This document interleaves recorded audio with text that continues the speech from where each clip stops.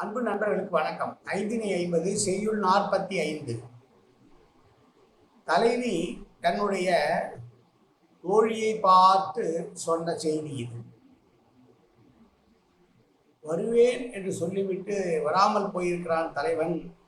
அது இந்த இயற்கையாக இருக்கக்கூடிய சோலையில் இருக்கிற பறவைகள் எல்லாம் அறியுமோ என்று தோழியை பார்த்து சொல்லுகிறாள் தலைவி.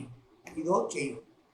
ஈரன் தன் பொழிலுள் இருங்கழி தன் சேர்ப்பன் சேர்ந்து என் செறி வளை தோல் பற்றி தெளித்தமை மாந்தளர் மேனியாய் மன்ற விடுவனோ பூந்தன் பொழிலுள் குருபு.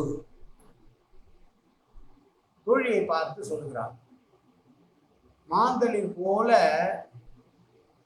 மென்மையாக இருக்கக்கூடிய மேனியுடைய மங்கையே, இந்த நெய்தல் நாடு எப்படி இருக்கிறது என்றால் பெரிய உப்பங்கழிகளை கொண்ட குளிர்ந்த கடற்கரை நிறைந்தது. அதற்கு என்னுடைய தலைவன் தான் அரசனாய் இருக்கிறான்.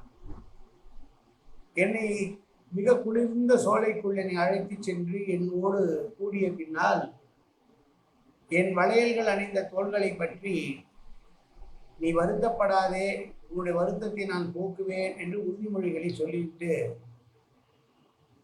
சொன்னான். அப்போது அங்கு இருந்த பறவைகள் எல்லாம் இதை கேட்டனவே அவை மறந்து விடுமா, என்னை தவிக்க விட்டுவிட்டு அவன் சென்று விட்டானே, என்னை பிரிய மாட்டேன், என்னுடைய வருத்தத்தை போக்குவேன் என்று சொன்னவன் என்னை விட்டு பிரிந்திருக்கிறானே, அங்கே வாழுகிற பறவைகள் எல்லாம் அந்த உண்மையை மறந்தாவிடும் என்று தலைவி தோழியை பார்த்து சொல்வதான செய்யுள் மீண்டும் ஒரு முறை செய்யும். ஈரு தன் பொழிலுள் இருங்கழி தன் சேர்ப்பன் சேர்ந்து என் செறி வளை தோல் பற்றி தெளித்தமை மாந்தளிர் மேனியாய் மன்ற விடுவனோ பூந்தன் பொழிலுள் குருகு. நன்றி, வணக்கம்.